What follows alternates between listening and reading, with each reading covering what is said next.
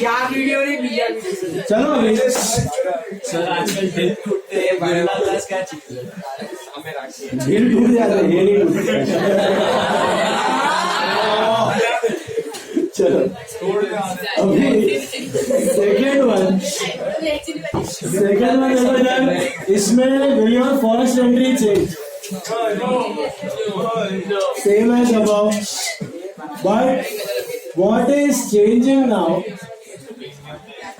See, check. What is changing? The debentures are getting issued at premium, 25% premium. So, tell me, issue at premium ऐसा क्यों किया होगा? देखो shares के वक्त तो कंपनी प्रॉफिटेबल है, ये फलाना टीम का मेरा कंपनी का प्रॉफिट और मैं हाई प्राइस पे दे रहा हूं, लेकिन डिबेंचर क्यों प्रीमियम पे दे रहा है? क्योंकि तब मार्केट में रेट ऑफ इंटरेस्ट कम होगा, इसके लिए कंपनी मलाई खा रहा है, तो हायर प्राइस पे इश्यू कर रहा है। तो एंट्री क्या चेंज हो जाएगी यहाँ पे, सोच के बताओ। रणबीर टू डिबेंचर्स टू क्या लिखोगे? आइदर राइट डिबेंचर प्रीमियम या सिक्योरिटी प्रीमियम। ओके, अच्छा अभी अमाउंट देखना ध्यान से। रणबीर लिमिटेड को कितना देना, उस पे प्रीमियम मत चिपका देना, समझ रहे हो? 2 लाख पे प्रीमियम मत लगा देना, है ना दिशा? तो रणबीर को तो 2 लाख ही देना, तो रणबीर में आएगा 2 लाख। ओके, रणबीर के ज्यादा पैसा मत दे दो। अभी amount payable upon issue price, how will you calculate the number of debentures? Amount payable upon issue price. अभी अमाउंट पेबल तो सेम है 2 लाख, लेकिन इश्यू प्राइस है 125, तो basically Ranbir will get more debentures और लेस। यही हुआ था वो गुंजे के केस में, गुंजे को कम मिले थे शेयर, यहाँ पे कम डिबेंचर मिलेंगे, 1600 मिलेंगे। तो एंट्री बनेगी आपकी Ranbir to 10% debenture to premium. इधर कितना आएगा? 1600 इंटू 100, 1600 इंटू 100 और 1600 इंटू 25, 40,000 आ रहा है। So this is issue of 1600 10% debentures of 100 each at a premium of 25% towards payment of asset. Okay, and in a similar manner, third case में will your first entry change? Third case क्या है? Discount. Entry क्या change हो जाएगा इधर? Ranbir discount क्या credit होगा कि debit? Discount on issue of debenture to 10% debenture. अब रणबीर को ज्यादा डिबेंचर मिलेंगे कि कम? क्योंकि अमाउंट पेबल तो 2 लाख ही है, लेकिन डिवाइडेड बाय 80 हो जाएगा इश्यू प्राइस। क्यों डिस्काउंट पे इश्यू किया कंपनी ने? बिकॉज मार्केट में रेट ऑफ इंटरेस्ट ज्यादा था। तो आई थिंक ये होता है 2500 होगा ना, तो रणबीर में तो 2 लाख ही आएगा और डिबेंचर में फेस वैल्यू, तो 2500 इंटू 100, मतलब कंपनी को फ्यूचर में 2.5 लाख देने वाला है। और बीच में लॉस किया कंपनी ने, कितने का लॉस किया? 2500 इंटू 20, 2500 इंटू 20, 50,000। समझा कि नहीं समझा? Issue of 2500 debentures of 100 towards at a discount of 20% towards payment of assets. Okay, तीनों केसेस समझ आए? तीनों केसेस में स्टूडेंट्स गड़बड़ क्या कर देते हैं कभी कभी, ये अमाउंट पेबल में चेंजेस कर देते हैं। ये यहाँ से लेना, रणबीर को कितना पैसा देना था? 2 लाख, तो ही तो वो नलेफाई होगा, वरना तो बचा पड़ा रहेगा वो क्रेडिटर। ठीक है, how much was your creditor for Ranbir? 2 lakh, तो डेबिट भी 2 लाख से ही होगा। ये ध्यान रखना, नंबर ऑफ डिबेंचर, ये किसका फॉर्मूला है? Number of debenture is amount, number of debenture shares whatever, amount payable divided by issue price. 5 marks. Is this clear? अभी ट्राई कीजिए खुद से सम नंबर 20, 21 एंड 22। इतने यही 3 केस है, खाली एक पार, एक प्रीमियम, एक डिस्काउंट, खाली 3 सबमिट 20, 21, 22। 5 मिनट में करो, चलो फटाफट। दोनों एंट्री इसका सम है, 6 एंट्रीज है टोटल। 20, 21, 22 फटाफट, फटाफट हो गया। ऋषि भाई ऑप्शन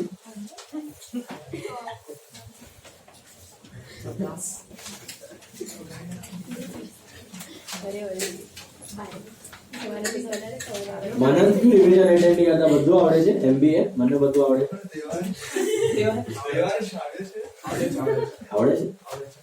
तू एब्सेंट रहता है, लेकिन ये देवान भी ऐसा ही है ना,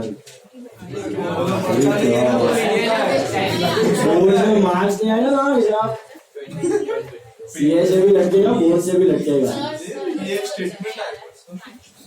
हाँ आता है, फिर भी अटेंड करने का घर पे तो बैठना पड़ेगा, इधर रिकॉर्ड हो जाएगा वो, इसके लिए फास्ट होता है। That's the use, can save time over time। मैं इतना बड़बड़ कर देगा, पूरे चैप्टर को उधर को रिवाइज करना पड़ेगा, देखते इतना तेरा फास्ट होगा, स्किल आता है फिर भी आने का। 20, 21 क्या 3 सम, हाँ 20, 21, 22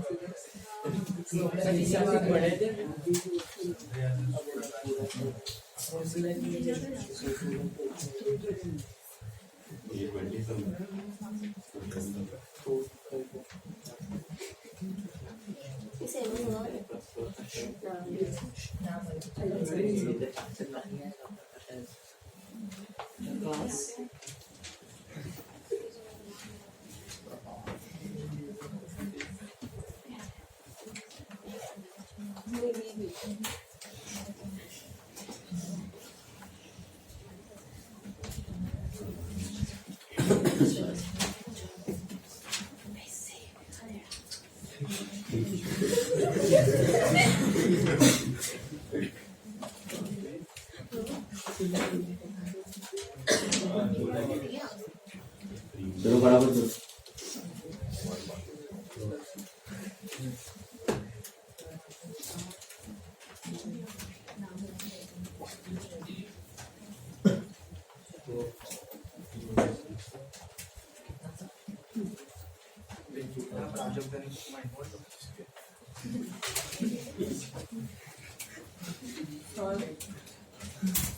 हाँ हमारे थर्ड एंट्रीज है लास्ट वाली, मतलब Ranveer limited discount on issue to 10% debenture, એમાં 50,000 થી रणवीर ને એક્સ્ટ્રા મળશે। हाँ 2 લાખ મળવા જોઈએ, 250 रणवीर નો ફાયદો થઈ ગયો, એટલે વધારે મળ્યા છે।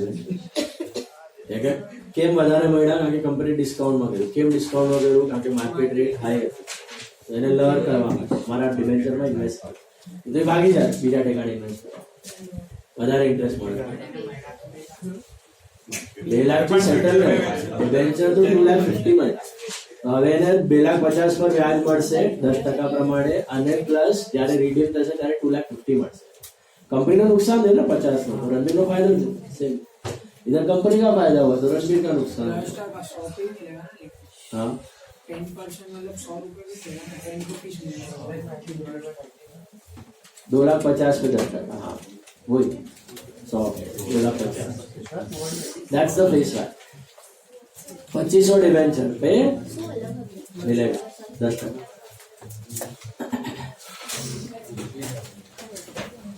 हो गया? 1 मिनट ऋषभ मेहता का हो गया,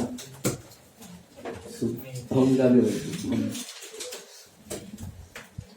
टेस्ट वाला वो लास्ट सब इसको एकदम लग रहा है कॉन्फिडेंटली कि आया है, राइट है।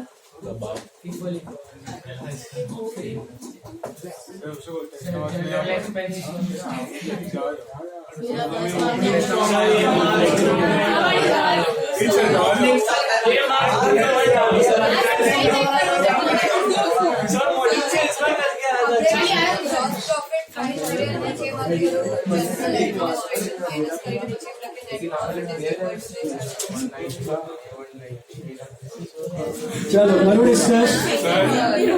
थोड़ी देर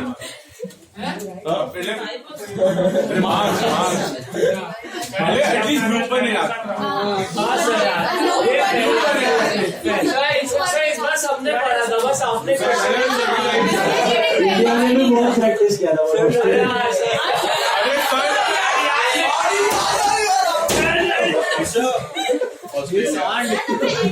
चलो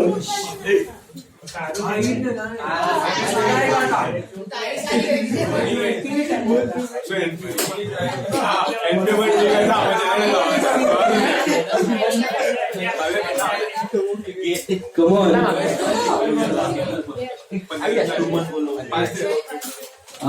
Check.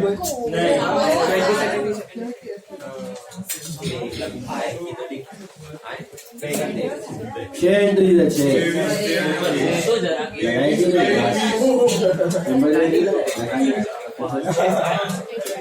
50 रुपए का है. 50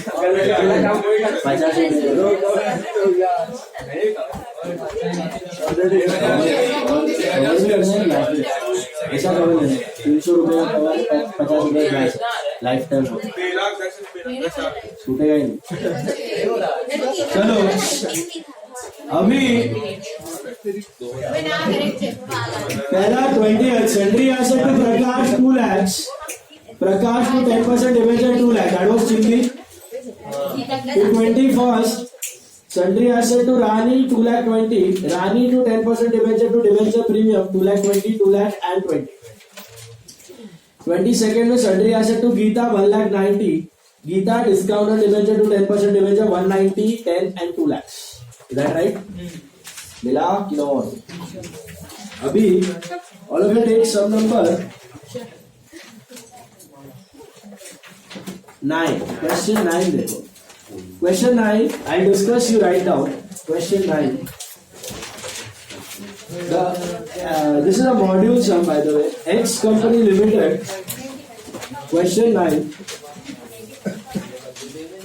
X Company Limited issued 10,000.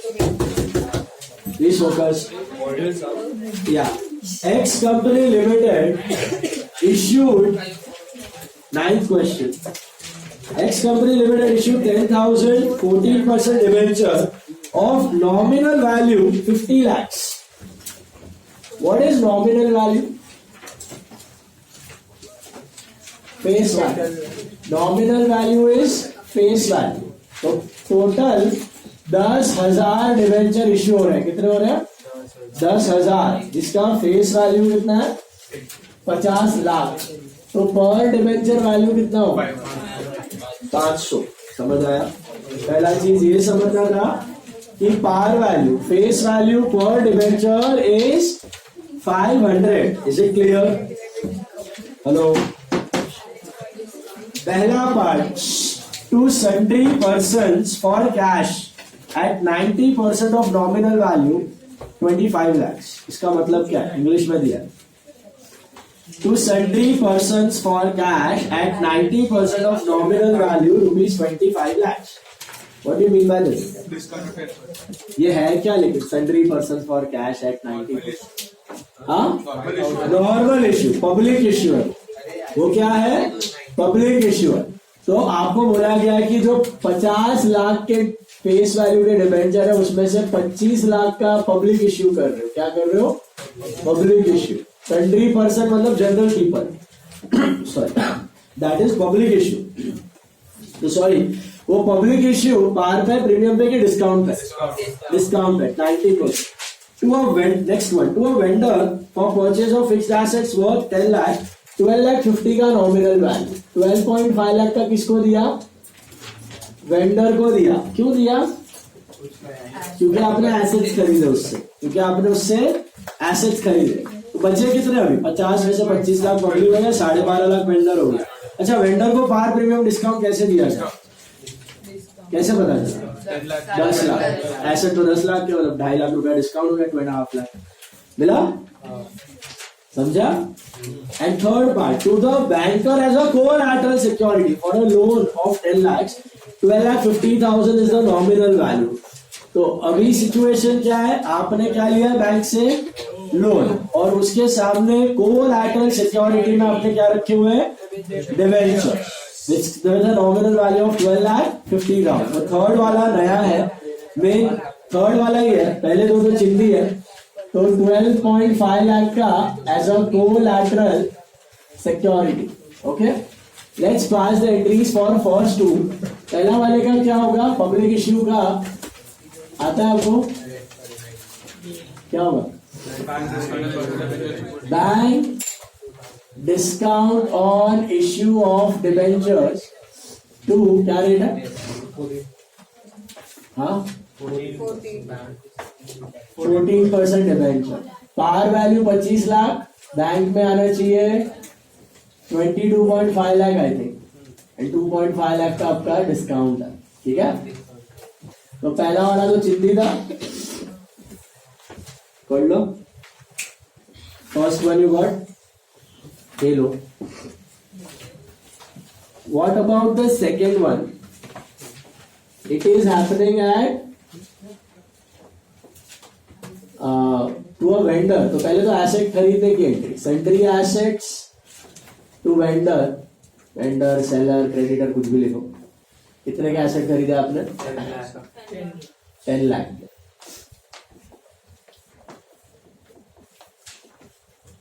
और नरेशन नहीं लिख रहा हूं मैं यहाँ पे, asset purchase issue debenture, and आपने डिबेंचर इश्यू किया एट पार प्रीमियम और discount.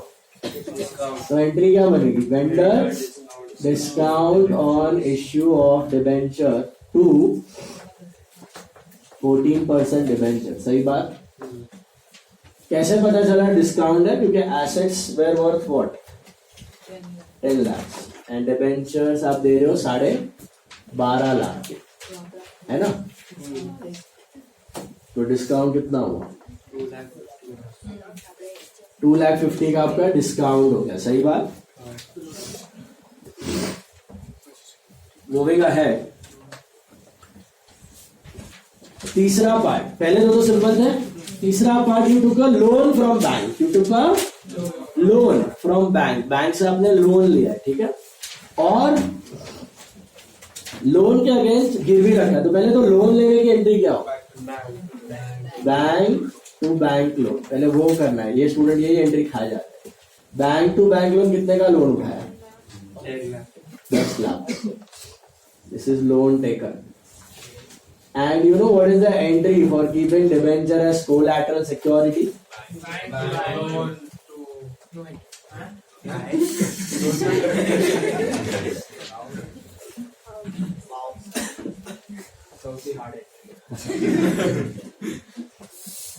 No entry for keeping debenture as collateral security. No entry for keeping debentures as collateral security. You know why? Because it is not a transaction actually. Because see, you take a loan and you keep building as collateral or furniture or stock. तो आप stock गिरवी लग के loan लेते हो, क्या stock बेच क्या दो उसको?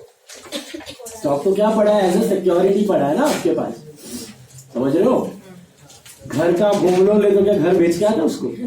आपने तो होम लोन लिया है, वो तो लोन आया है, घर तो आपके पास ही पड़ा है, बट वो सिक्योरिटी है. मतलब अगर आप लोन नहीं चुका पाए तो वो आके आपका घर हड़प लेगा, गाड़ी हड़प लेगा, स्टॉक हड़प लेगा, प्लांट हड़प लेगा, फर्नीचर वगैरह. तो यहाँ पर सीन क्या है कि अगर आप ये लोन ना चुका पाए तो आप उसको क्या दे दोगे, डिबेंचर दे दोगे. लेकिन डिबेंचर भी तो क्या है, डिबेंचर भी क्या है, लोन ही है. तो टोपी घुमाने वाली बात हो गई.